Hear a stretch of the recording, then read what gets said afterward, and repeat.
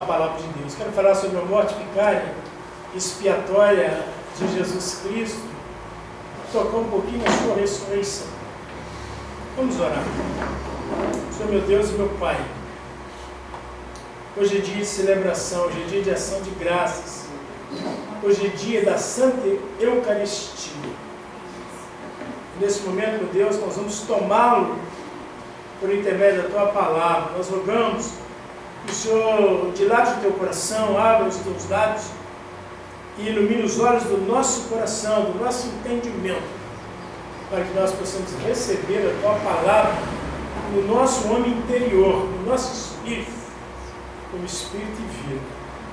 Perdoa os nossos pecados, nossas riquezas, lava a nossa vida com água limpa, purifica-nos com o precioso sangue do Teu Filho Jesus Cristo. Receba o nosso louvor e a nossa adoração, em nome de Jesus Cristo. Graças a Deus. A palavra de Deus fala em 1 Coríntios 15, 3, porque primeiramente vos entreguei o que também recebi, que Cristo morreu por nossos pecados, segundo as Escrituras. Jesus Cristo morreu por causa dos nossos pecados. Amém?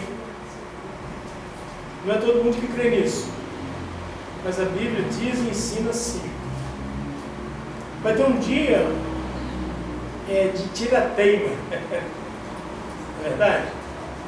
Vai ter um dia que Deus tem aprazado, dando certeza dito a todos, por meio de um varão que Ele mesmo confirmou, ressuscitando dentre os mortos. E tem um dia que as pessoas vão verdadeiramente crer se Deus está falando com a razão. Como nós amamos a nós e amamos o nosso Deus, pode deixar bem assim. Nós não vamos chegar aquele dia para ver.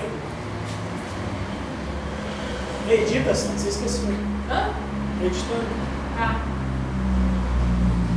É melhor crer do que ter um sabor.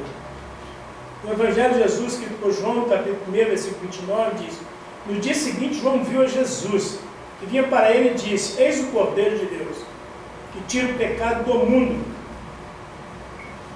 Eis o Cordeiro de Deus, que tira o pecado do mundo. Lá atrás diz que ele morreu pelos nossos pecados. Jesus não tirou o nosso pecado no peito e na raça. Ele pagou o preço pelo nosso pecado. Havia uma questão diante de Deus. Nós tínhamos uma dívida diante de Deus. Jesus resolveu assumir a nossa dívida. Mas ele tinha então que pagar o preço. E o preço era de morte. Então ele resolveu morrer por todos os homens. Jesus não morreu só por nós aqui nessa sala, só pelas pessoas que creem nele, não. Jesus morreu por todos os homens. Nós vamos ver isso agora.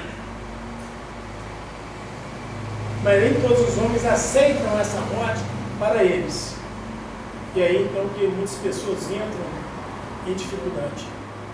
Atos 1, versículo 1 ao 3 diz: fiz o primeiro tratado a Teófilo acerca de tudo quanto Jesus começou a fazer e ensinar, até o dia que foi levado para cima, depois de haver dado o mandamento pelo Espírito Santo aos apóstolos que escolheram, aos quais também, depois de haver padecido, depois de haver sido crucificado e morto, se apresentou vivo, ele ressuscitou, com muitas provas infalíveis, aparecendo-lhes por espaço de 40 dias, e lhes falando das coisas concernentes ao reino de Deus.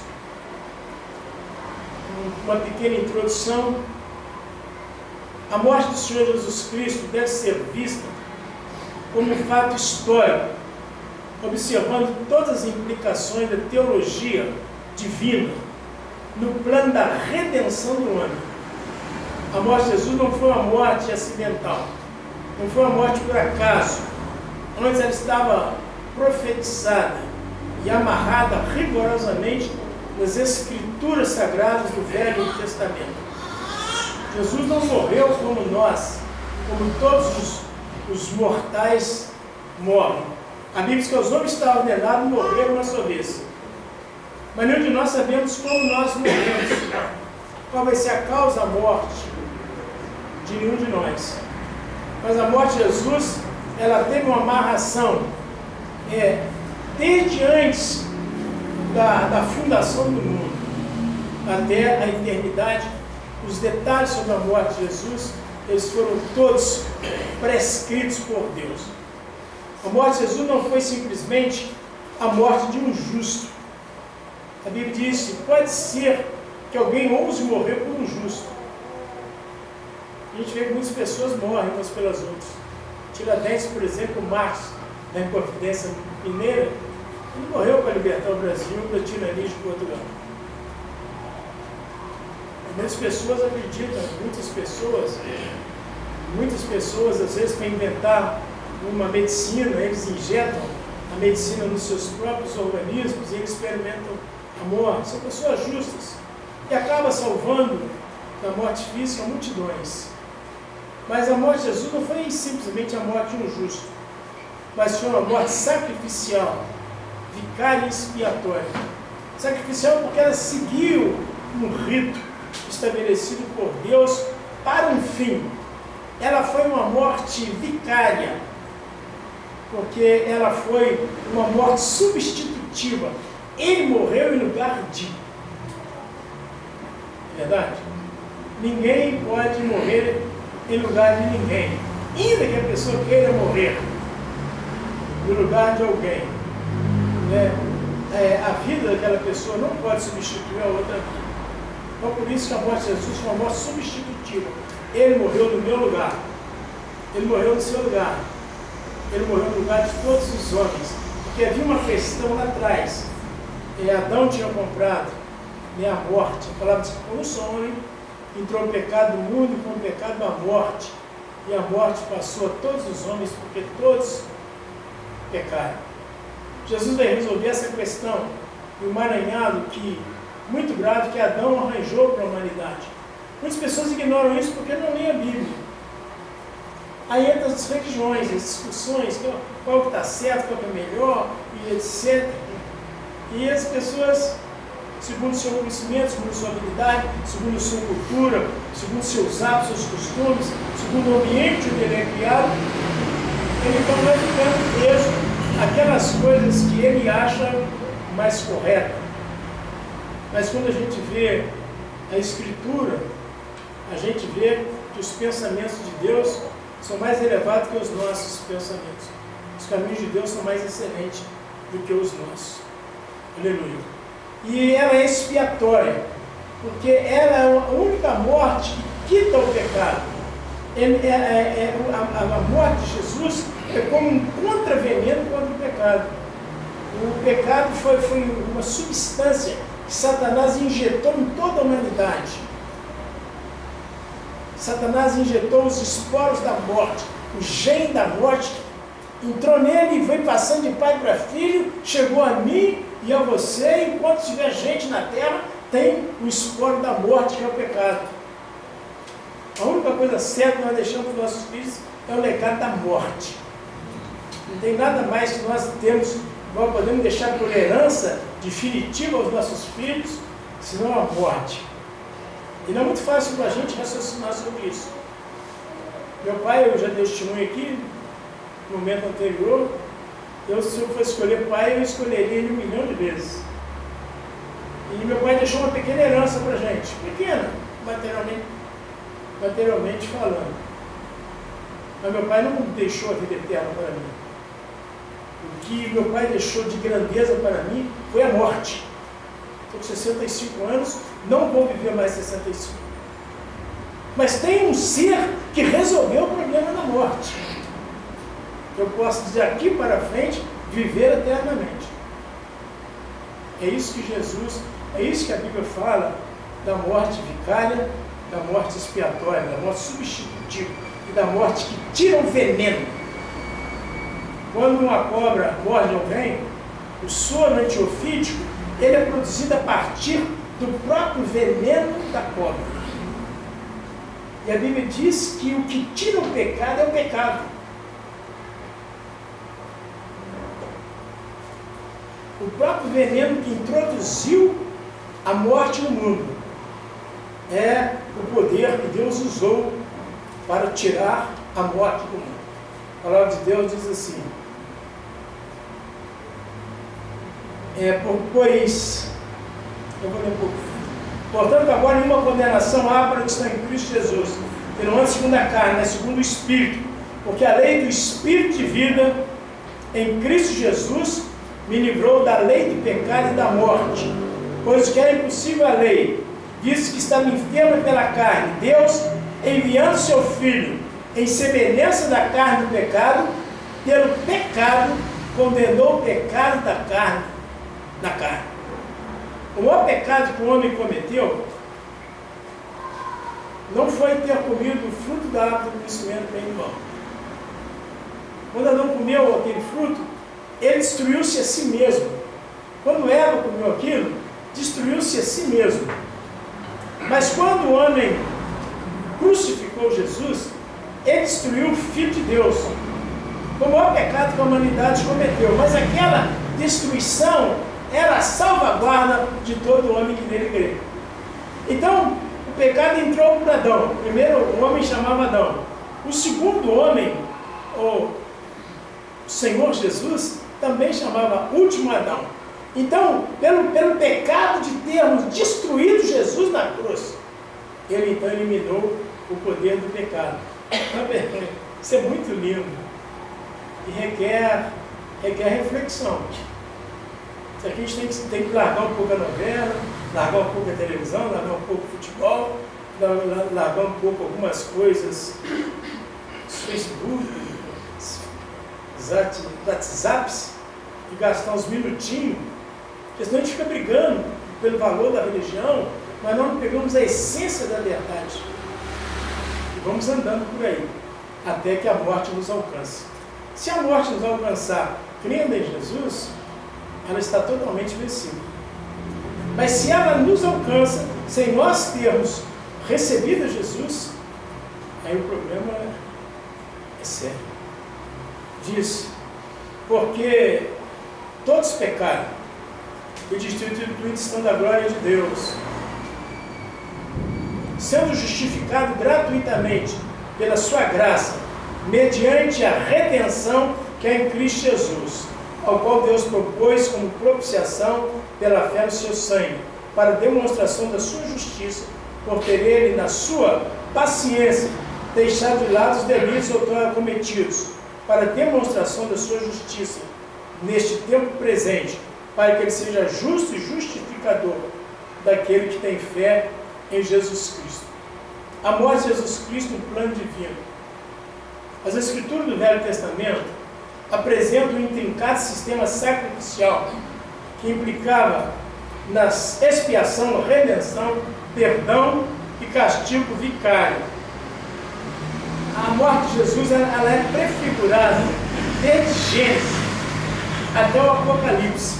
Deus vem falando nela. Só tem que quando entra no Novo Testamento, a morte deixa de ser tipológica, ela deixa de ser simbólica e figurativa, ela se torna real, porque os nossos pecados caem sobre Jesus e ele então é torturado e morto na cruz. E de hora à frente, de hora avante, então vem as explicações acerca daquela morte. O poder expiatório, o poder vicário, né? E também a força que traz a morte para remir os nossos pecados, para perdoar os nossos pecados. O próprio Evangelho de Jesus Cristo, o Messias, está atrelado à sua morte. Gênesis 3:15 diz: porém, inimizade entre ti e a mulher, entre a tua descendência e o seu descendente. Essa te ferirá a cabeça, e tu lhe ferirás o calcanhar. Logo na raiz da Escritura, em Gênesis, imediatamente após o pecado de Adão e o pecado de Eva, já aparece o elemento morte. Diz que a serpente ia ferir o calcanhar de Jesus, e que Jesus ia também esmagar a cabeça da serpente. Obviamente não está falando de Jesus. Mais para frente, com a leitura, com o exame das Escrituras, nós vamos ver que a serpente é Satanás e que o descendente da mulher é Jesus. Amém? Que a Bíblia vem explicando isso milênios à frente. Muitas pessoas não entendem a Bíblia porque eles querem ler e entender todo o conselho de Deus em 5 minutos. E é impossível. Nós, a palavra de conheçamos e prossigamos em conhecer o Senhor. Cada dia eu recebo novidades da palavra de Deus, ouvindo as pessoas conversando, ouvindo televisão, ouvindo vídeo, enfim. Mais tarde o Senhor chama o patriarca Abraão e prometeu dentre os seus descendentes, dentre da sua semente, suscitar um redentor. Gênesis 2,7 desapareceu, porém, o Senhor Abraão e disse: a tua semente darei essa terra. Abraão, quando ele ficou ali voltar ao Senhor, iria aparecer. Esta era uma profecia messiânica, pois a semente é o Senhor Jesus Cristo. Como que nós sabemos que a semente é o Senhor Jesus Cristo? Porque lá em Gênesis tinha falado que a semente da mulher haveria de esmagar a cabeça da serpente. Mas ninguém sabia que é Jesus. Até aqui ainda não dá para saber que é Jesus. Há uma promessa feita a Abraão. E às vezes a gente na escola, para nós aprendermos a lição, temos que ler, tem pontos que você na primeira leitura, 1 mais 1, ninguém repete essa lição. 1 mais 1 é 2. Mas se você for ver, por exemplo, na raiz quadrada de 753,920, você tem que fazer conta, tem que fazer muitas vezes para você chegar lá e o porquê, a lógica da coisa. Então, Gálatas 3,16, ora, a Abraão e o seu descendente foram feitas promessas, não diz ao seu descendente, como falando de muitos, mas de um só, e a teu descendente, que é Cristo. Fala em Gênesis 3, fala em Gênesis 12, fala em Gênesis 17, e agora fala em Gálatas, a pessoa de Jesus está clara. Mas quando Paulo fala aqui dele, ele já tinha vindo, já tinha encarnado no ventre da Virgem Maria, já tinha transitado como homem, 33 anos entre nós, já tinha morrido, sido sepultado, ressuscitado, e etc. Mas à medida que a gente avança na leitura, nós vamos entendendo quem é quem. Amém? Mais tarde o Senhor prova Abraão, pedindo que oferecesse o seu filho em holocausto, numa prefiguração de que Deus ofereceria seu filho unigênito em sacrifício pelo mundo. Gênesis 12, de 1 a 3, sucedeu, pois, depois destas coisas, Deus provou Abraão, dizendo-lhe: Abraão, e este respondeu: eis-me aqui. Prosseguiu Deus: toma agora teu filho, teu único filho Isaque, a quem tu amas, e vai à terra de Moriá e oferece-o ali, em holocausto sobre os montes que te hei de mostrar. Levantou-se, pois, Abraão de manhã cedo, abordou o seu jumento, tomou consigo 2 de seus moços, Isaque seu filho, e tendo cortado lenha para o holocausto, partiu para o lugar que Deus lhe dissera. Veja bem que agora Isaque é uma figura de Jesus, Abraão é figura de Deus Pai.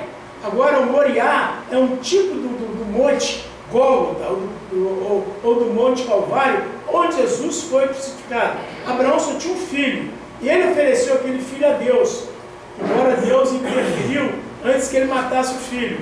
E era tudo uma figura de que Deus haveria de enviar o seu filho único, seu filho único, Jesus, para morrer na cruz por nós. Então você vê só aqui o Evangelho, que a palavra de Deus é uma palavra sanguínea. De Gênesis até o último capítulo do Apocalipse, nós vamos em evidência sacrificial, não sangue, o prazer de quem quer derramar sangue. É um sangue revelador, é um sangue sacrificial, é um sangue que tem relação entre a terra e o céu e a terra. Há uma cumplicidade entre o amor de Deus e o pecador. Então tudo isso revela o quanto Deus ama o pecador. Nós vimos outro dia essa chacina aí, nessas penitenciárias, os pontos de vista de muitas pessoas e tal, e etc, etc. Deus ama aquelas pessoas igual ama a mim e a você. Por incrível que pareça. O mesmo amor que Deus tem por você é o amor que tem por aqueles homens que decapitaram, esquartejaram, que aquelas pessoas são estupradores. Porque a palavra diz que Deus não leva o homem em consideração nos tempos da ignorância. Aquelas pessoas não fizeram o que elas fizeram por conforto, por estar numa zona de bem-estar e por conhecimento. Fizeram por ignorância. Acabam sendo vítimas. E Deus as ama. Agora Deus quer que o conhecimento chegue até elas. para que elas sejam libertas, não só daquela, da dureza daquele cativeiro, mas que elas sejam libertas de toda a maldição. A descrição do Cordeiro Pascal apontava para o sacrifício de Jesus nos mínimos detalhes. Gênesis 12, 51, eu não vou ler, eu vou apenas pincelar aqui alguns versículos. 46 de Êxodo 12. Numa sua casa comerá o cordeiro, não levareis daquela carne para fora da casa, nem lhe quebrareis osso algum. Os soldados quebraram as pernas dos 2 malfeitores, que foram crucificados com o Senhor Jesus, mas não lhe quebraram as pernas. Ora, isso foi 1000 e tantos anos, 1600 anos, antes da morte de Jesus, estava dito que eles não iam quebrar as pernas de Jesus. Mas como que alguém, há 1600 anos, pode falar acerca de um acontecimento com tanta precisão? E agora João diz, mas vindo Jesus, e vendo que já estava morto, não lhe quebraram as pernas. Contudo, um soldado lhe furou o lado com uma lança, e logo saiu sangue e água. E é quem viu isto e dá testemunho, o seu testemunho é verdadeiro, e sabe que diz a verdade, para que também vós creiais, que isto aconteceu para que se cumprisse a Escritura, nenhum de seus ossos será quebrado. Então não foi uma morte qualquer, uma bala perdida, um atropelamento, um aneurisma cerebral, um avião caiu dentro do mar, não, um apedrejamento. Não, Jesus não morreu de qualquer maneira. Jesus morreu segundo a presciência de Deus. Havia um desígnio de Deus por trás de tudo isso, estabelecido antes que existisse o céu e a terra, antes que existisse o sol, a lua e as estrelas, antes que existisse qualquer ser. Deus já tinha estabelecido um programa, um plano para a morte de Jesus, pensando em mim, pensando em você, pensando em toda a humanidade. O altar de bronze do tabernáculo, está ali o tabernáculo, está o altar de bronze, aquela figura ali incandescente, saindo fogo, ali o fogo aderrar continuamente do altar e não se apagará. Louvado seja Deus. Era outra figura ilustrativa da morte de Jesus no plano divino da redenção da humanidade. O livro de Êxodo e Levítico revela a tipologia do sacrifício vicário expiatório do Senhor Jesus Cristo. Aqueles rituais falam da consagração dos sacerdotes, do dia da expiação, da oferta pelo pecado e da substituição. Esses nomes são palavras que parecem que pertencem apenas à congregação dos crentes. Nossa palavra foi dada ao mundo. A palavra diz que tudo que foi escrito para o ensino do homem foi escrito, para que através da consolação das Escrituras a humanidade tivesse esperança. A humanidade está sem esperança, não é porque por causa do mensalão, não é por causa da Lava Jato, não é porque fulano roubou, não é por causa da guerra nos Balcãs, não é por causa da guerra na Síria, não é porque o Donald Trump está ameaçando todo mundo, não. O problema dos homens é que os homens não examinam as Escrituras. Examinar as Escrituras, porque a cuidar externa, as palavras de vida eterna, e são elas quem testificam de mim. Então o grande problema da humanidade, você entra na casa de pessoas, tem Bíblia, tem livros. Fui na casa de um médico, ele me chamou para ir na casa dele, eu vou lá comer uma comida lá, meus churrasco, ele chegou lá e eu vou te mostrar uma coisa aqui que eu só mostro os meus íntimos. Você me mostrou uma biblioteca, tinha mais de 70 mil livros. Ele falou aqui uns 6 mil a 10 mil é da minha água. Aí eu olhei assim e falei, olha, falta aqui nesse lugar o livro. Eu falei, não, o que é isso? Eu olhei com bastante cuidado, só para que eu não via a Bíblia.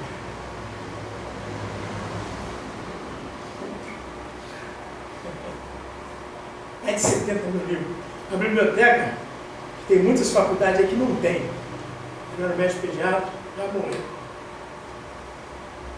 Catedrático, viajado, falava várias línguas. Eu perguntei pela Bíblia. Essa congregação pequena e simples aqui, ó, nós botamos Bíblia em todas as escolas dessa cidade, exceto aquelas que não quiseram receber. E para minha surpresa, quando eu fui na Universidade Federal de Juiz de Fora, fui na biblioteca da universidade e pedi uma Bíblia. E lá não tinha Bíblia. Aí Eu mandei o reitor uma carta e ele, a Duque, ele aceitou a nossa carta e recebeu a Bíblia. Simples. A Bíblia de R$10. Se alguém não a destruir, deve estar bom. Uma dedicatória. Como que pode? Uma universidade dá conhecimentos universais. Por isso é uma universidade. São conhecimentos universais. A Bíblia diz que o Senhor é a terra e a sua plenitude, e todos que nela habitam, como que pode ter uma biblioteca onde não há a presença da Bíblia? É espantoso, né? Mas não é só nós. Eu estou falando que nós estamos num contexto cristão. Agora vai no mundo islâmico, no mundo hindu, no mundo budista, então lá que as coisas, no mundo animista, a Bíblia não está por aquelas regiões. Amém? Por isso não pode entender sobre a morte de Jesus. Nós temos a obrigação de conhecer isso e levar isso, porque Jesus disse, o Evangelho é boa nova. Boa nova não é para ficar brigando com religião, brigando com hábitos, com costume, com mania, não. Dar às pessoas a oportunidade de conhecer uma informação segundo Deus, de Deus. O Salmo 22 começa com as palavras que Jesus Cristo pronunciou na cruz. Mateus 27, 46 diz: acerca da hora nona, bradou Jesus em alta voz, dizendo: Eli, Eli, lama sabachthani. Isto é, Deus meu, por que me desamparaste? O salmo profético descreve alguém que se sentia abandonado, mas com uma fé inabalável em Deus. Muitos censuravam dele, dizendo: confiou em Deus, livre-o agora, se lhe quer bem, porque disse: sou filho de Deus. Todavia a confiança não se desfaz. Jesus, muitas pessoas não entendem, porque ele falou às vésperas da sua morte: Eli, Eli, lama sabachthani. Deus meu, por que me desamparaste?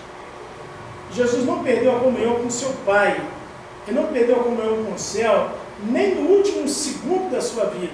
E muitos homens, muitas mulheres, diante da menor dificuldade, da menor crise, da menor oposição de Satanás, blasfemam, resmungam, murmuram, mas Jesus permaneceu até o fim, confiando em Deus. E parece que Deus o desamparou, mas a Bíblia diz que ao terceiro dia Deus o ressuscitou das mortos. Deus permitiu que ele chegasse naquele momento de crise profunda, por minha causa, por sua causa. E ao terceiro dia Deus o devolveu a nós, como prova de que ele aceitou o seu trabalho. E o profeta Isaías dá com detalhe riqueza do sofrimento de Jesus, de sua morte. Amém? Zacarias também fala que ele seria traspassado 800 anos aproximadamente, 600 e poucos anos quase. Zacarias diz que ele seria traspassado, e a palavra de Deus diz que um soldado traspassou Jesus por causa dos nossos pecados. Louvado seja Deus. O sacrifício do Senhor Jesus é bastante único e suficiente, perfeito, quanto encerra todos os princípios espirituais estabelecidos pelo Senhor Jesus, pelo Senhor Deus, na Escritura do Antigo Testamento. Quando as pessoas falam da morte de Jesus, como bem sabemos que as pessoas até hoje não entendem o sacrifício de Jesus? Porque as pessoas ainda estão realizando cerimônias, que prendem a atenção das pessoas na morte de Jesus Cristo. Mas a morte dele foi única. Ele disse na cruz: tetelestai, está tudo consumado. Amém? Mais dois pensamentos aqui, eu vou acabar. A crucificação como sacrifício vicário expiatório. Muitas pessoas não sabem que a crucificação de Jesus é a sua própria crucificação. Que a morte de Jesus é a nossa própria morte. Por isso que a palavra diz: se alguém está em Cristo, nova criatura. Por que nova? Porque já houvera tido uma antiga criatura. Aquela velha criatura, aquela antiga criatura, foi condenada juntamente com Jesus, foi crucificada, morreu e foi sepultada. E em ressurreição, Jesus traz agora para Deus uma nova criação. o apóstolo Paulo diz: se alguém está em Cristo, nova criatura é. As coisas velhas já passaram, isso tudo se fez novo. Então, quando o homem tem uma experiência bíblica com Deus, quando ele crê na Escritura, quando ele recebe Jesus como Senhor e Salvador da sua alma, ele se torna nova criatura. Eu vou ler uma palavra aqui em 2 Coríntios. 2 Coríntios capítulo 5, versículo 14. Diz assim: pois o amor de Cristo nos constrange, julgando nós isto, um morreu por todos, logo todos morreram. Olha, se ele morreu por mim, morreu por você, todos nós morremos. Mas nem todos os homens que morreram permanecem na morte. Jesus: eu sou a ressurreição e a vida. Aquele que vive e crê em mim, ainda que seja morto, viverá. Nós morremos espiritualmente lá no Jardim do Éden. Morremos de fato na pessoa do Cristo crucificado e ressurgiu com a sua ressurreição. Isso tem um poder extraordinário, porque o salário do pecado é a morte, mas o dom gratuito de Deus é vida eterna em Cristo Jesus. Então Jesus pega um homem pecador, um homem que tinha um vírus, os esporos, tinha o DNA do pecado, e leva esse ser à morte. E em ressurreição, Jesus Cristo traz a vida de Deus para nós, a vida eterna, a vida que vence, a vida triunfante, a vida imarcessível, a vida que permanece, a vida que suplanta a morte. Então, nesse aspecto, nós temos então a obra de expiação, de retirada do pecado, e a obra substitutiva, ou vicária, que é a morte de Jesus no nosso lugar. Aleluia.